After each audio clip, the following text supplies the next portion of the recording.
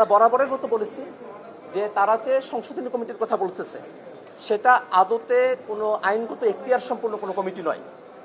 এই যে অধ্যাদেশগুলোর বিষয়ে একটা কমিটি গঠন করা হয়েছিল, সেই কমিটি কি রিপোর্ট দিয়েছে কি না দেয় সেটা হয়তো কিছু প্রেজেন্ট হয়েছে, কিন্তু সেটার উপরে নির্ভর করে কিন্তু সংসদে সেগুলো পাশ হওয়া না হওয়া নির্ভরটা করছে না।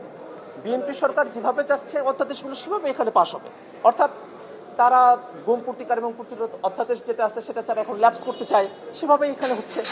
দুদকের বিষয়ে তাদের যেটা মতামত সেটা হচ্ছে। মানবাধিকার কমিশনের ব্যাপারে তাদের যেটা মতামত, সুপ্রিম কোর্ট সচিবালয় বা বিচারপতি নিয়োগের বিষয়ে যে অধ্যাদেশগুলো আছে সেটা বিরোধী দলীয় সদস্যরা ওই কমিটিতে যে ধরনের মতামত দিয়েছেন সে মতামতের তো এখানে কোনো প্রাধান্য নেই। এই কারণে যে কমিটির কথা বলা হচ্ছে সংশোধনী কমিটি, সেই সংশোধনী কমিটি আদতে কোনো বিতর্কত এখতিয়ার সম্পূর্ণ কোনো কমিটি নয়। এটা হয়তো একটা কমিটি হবে যে কমিটির ব্যাপারে তারা বলছে যে সংসদ সদস্যরাও থাকবে, বাইরের এক্সপার্টরাও থাকবে, তারপরে সুশীল সমাজের ব্যক্তিরাও থাকবে, সাবেক বিচারপতিরাও থাকবে। এই যে একটা কমিটির কথা বলা হচ্ছে, এই কমিটির কোনো আদতে যে কার্যক্রমগুলোর কথা বলা হয় এই সমস্ত কার্যক্রম আমরা ঐক্যমত্য কমিশনেই আমরা শেষ করে এসেছি। এখন তারই ধারাবাহিকতায় এখন সংবিধান সংস্কার পরিষদটাই বাস্তবায়ন করতে হবে। আমরা বরাবরের মতো এটা বলেছি যে আমরা সংবিধান সংস্কারের জন্য যে সংবিধান সংস্কার পরিষদের যে কমিটি সেটার দিকে আমরা অগ্রসর হতে চাই, সেই ফোরামের দিকে আমরা অগ্রসর হতে চাই। এবং একটা বিষয় একটু আপনাদেরকে জানায় রাখা প্রয়োজন, আজকে মাননীয় আইনমন্ত্রী এবং মাননীয় স্বরাষ্ট্রমন্ত্রী তারা গণভোট অধ্যাদেশের তফসিল নিয়ে তারা চূড়ান্ত একটা ভুল বার্তা তারা দিয়েছেন, একটা ভুল তারা করেছেন।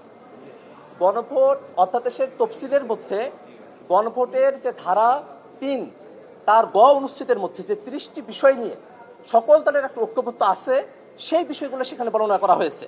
সেই ৩০টি বিষয়ের মধ্যে এটাও আছে যে উচ্চকক্ষ গঠন করা হবে, সেই বিষয়টা সেখানে উল্লেখ করা হয়েছে। কিন্তু আমাদের আইনমন্ত্রী এবং আমাদের স্বরাষ্ট্রমন্ত্রী তারা দুইজনই সেই তফসিলের ক্রমিক নাম্বার ধরে জুলাই সনদের ক্রমিক নাম্বার বা অনুচ্ছেদ মিলিয়ে তারা দেখানোর চেষ্টা করেছেন যে জুলাই সনদের 18 অনুচ্ছেদে বলা হয়েছে যে উচ্চকক্ষ পিআর ভিত্তিতে গঠন করা হবে। সেই পিআর ভিত্তিতে গঠন করার এই 18 নম্বর অনুচ্ছেদ সেটা গণভোট অধ্যাদেশের তফসিলের মধ্যে সেটাকে অন্তর্ভুক্ত করা হয় নাই।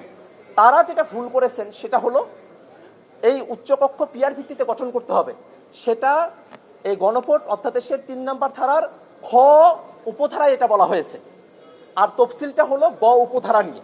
অর্থাৎ খ উপধারার একটা জিনিস আইনমন্ত্রী এবং স্বরাষ্ট্রমন্ত্রী তারা গ উপধারার মধ্যে তারা খুঁজেছেন। এই কারণে আজকে তারা তাদের যে বক্তব্য দাঁড় করিয়েছেন সে বক্তব্য ভুলের উপরে, এবং স্বরাষ্ট্রমন্ত্রী এবং আইনমন্ত্রী তারা গণভোট অধ্যাদেশের তফসিল বিষয়ে তারা আজকে সংসদে ভুল বক্তব্য তারা উপস্থাপন করেছে। আমরা সংবিধান সংস্কার পরিষদের যে শপথ আমরা গ্রহণ করেছি, আমরা বিএনপি সরকারের কাছে আহ্বান জানাবো যে এটা আদতে তাদের সদিচ্ছার উপরে এখন নির্ভর করছে।